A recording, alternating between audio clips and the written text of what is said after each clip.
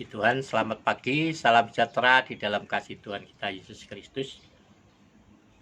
Gini kita akan membaca di dalam 1 Timotius pasal yang ke-6, ya, 1 Timotius pasal 6, ayat yang ke-6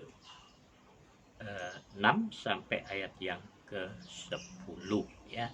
1 Timotius 6 ayat 6 sampai ayat yang ke-10.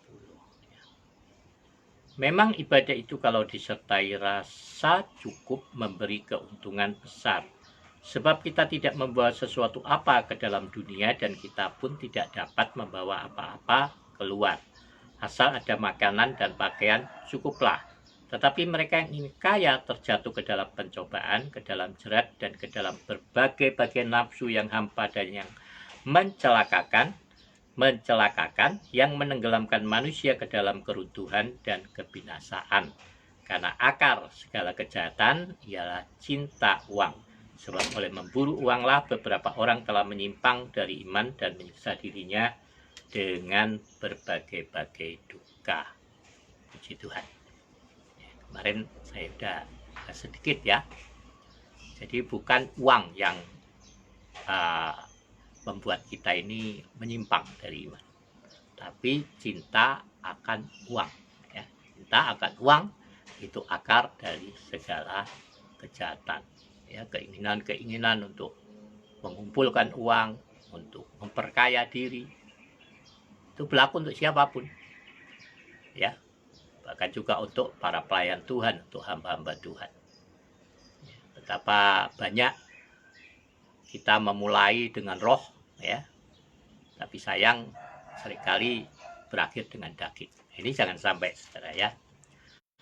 Jadi hari-hari ini memang hari-hari yang, ya, kita masuk di dalam hari-hari yang sukar, ya, hari-hari yang juga hari-hari yang jahat dikatakan oleh firman Tuhan.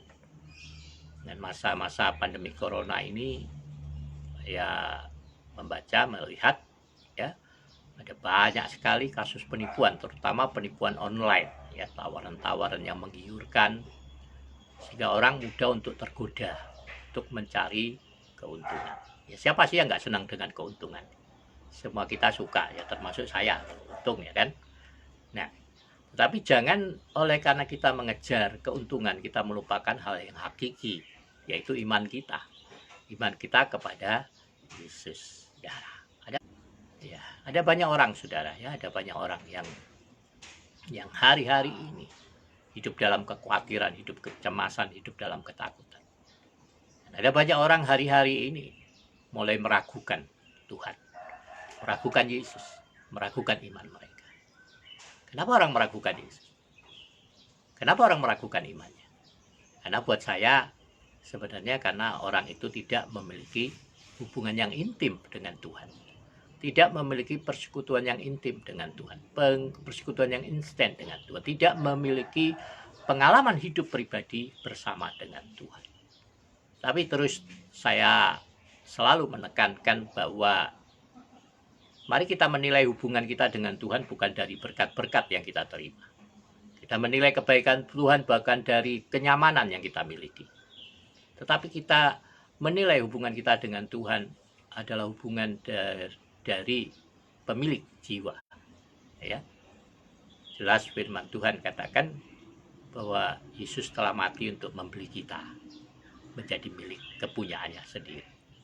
Nah, ini yang harus kita sadari sebagai anak-anak Tuhan, ya. Kalau saudara tidak menyadari hal ini, maka saudara hanya akan menganggap hubungan kita hanya dengan Tuhan dan hamba, ya. Ya, banyak orang menganggap dirinya itu hamba, ya, bukan anak. Seorang hamba mengerjakan apapun untuk upah. Maka kita bicara soal keuntungan-keuntungan hidup di dalam Tuhan, ya. Maka banyak orang menganggap ibadah itu satu sumber keuntungan, ya. Kenapa?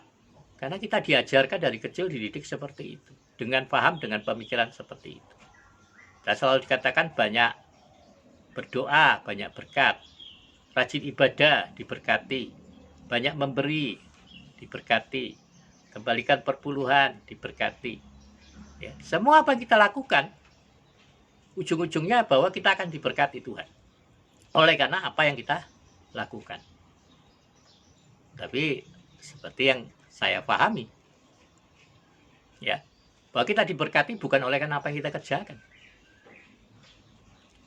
Kita diberkati oleh karena kita adalah anak-anak Tuhan.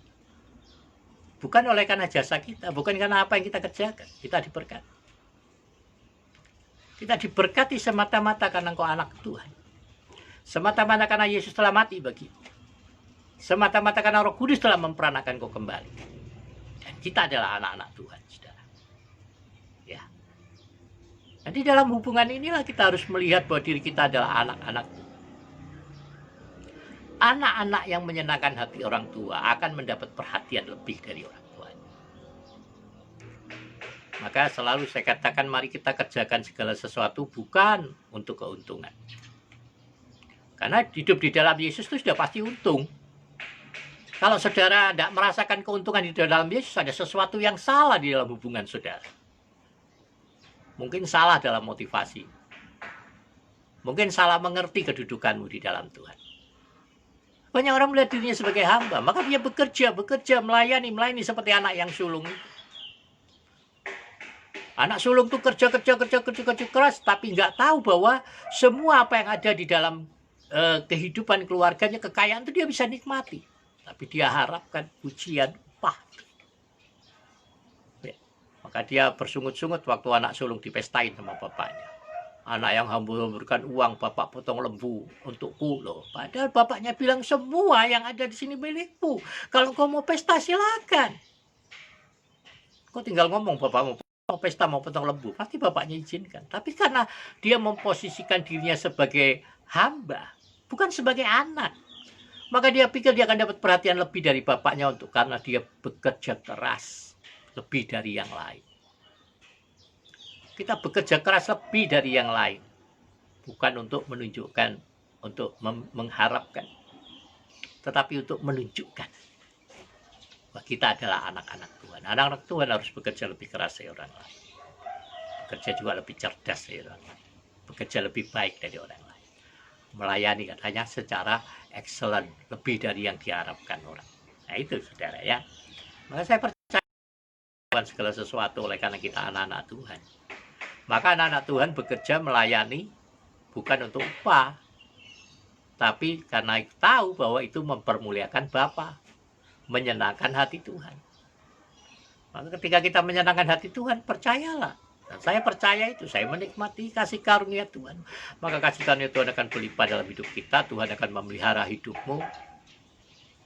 Nggak perlu khawatir, nggak perlu bersungut-sungut, nggak perlu berkeluh kesah. Ingat, hanya orang fasik itu yang menggerutu tentang nasibnya, kan? Iya kan? Meskipun kita ada kecenderungan berbuat kefasikan, tapi jangan jadi orang fasik, saudara. Iya kan? Maka mari, Bapak Ibu Saudara, hiduplah di dalam kasih karunia Tuhan. Mengertilah bahwa engkau anak Allah. Ya, kita ingat.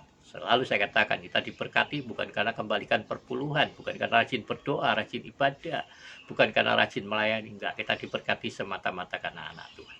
Tapi kalau kita anak-anak Tuhan, maka kita akan melakukan dengan senang hati. Kita akan rajin beribadah, kita akan memperhatikan hamba Tuhan, memperhatikan gembala saudara, mengembalikan sebagai hak hamba Tuhan. Dan hamba-hamba Tuhan juga kalau sudah punya duit, bukannya menumpuk kekayaan, tambah mobil, tambah motor, tambah aksesoris, tapi boleh memberkati dengan kekayaan itu, menolong orang-orang lain, khususnya menolong jemaat sebagai keluarga Tuhan lebih dulu. Nah, firman Tuhan katakan kalau orang nggak memeliharakan keluarganya, seisi rumahnya, itu orang celaka, ya kan? Gereja Tuhan itu kan keluarga Tuhan yang besar, ya. Jadi harus perhatikan, saling memperhatikan, saling melayani, saling berbagi satu dengan yang lain. Kemarin saya membagikan tentang pelayanan misi ke utara, ya. Beberapa tahun yang lalu ada kepala adat di sana minta, ya, katanya ada desa-desa yang belum terjangkau Injil, terjangkau oleh pembangunan. Nah, tapi saya pikir-pikir lagi kemarin, mungkin kita akan mengadakan mission trip ke utara nanti tahun depan mungkin, ya, perlu biaya besar. Siapa mungkin mau ikut 1 bulan, kita akan keluyuran di hutan-hutan di perbatasan Malaysia sana. Ya, puji Tuhan, doakan saja, ya. Puji Tuhan. Saudara mau terlibat, silahkan hubungi saya, ya. Puji Tuhan. Nah, tapi jaga kesehatan masing-masing ya. Kesehatan ingat selalu masih vaksin COVID belum ketemu, jadi pakai masker, cuci tangan rajin-rajin, rajin mandi ya. Tuhan berkati ya. Baik, demikian juga perbincangan kita pagi ini Bapak Ibu Saudara. Selamat pagi. Saya percaya Roh Kudus hari ini akan memimpin saudara menikmati hari yang baik, sehingga kemanapun saudara pergi kita akan beruntung ya. Apapun yang kau jamah akan menjadi berkat ya, dan semua apa yang kau kerjakan akan mendatangkan keuntungan bagimu ya kan. Nah, Tuhan, selamat pagi, sampai ketemu esok pagi. Salam sehat buat kita semuanya.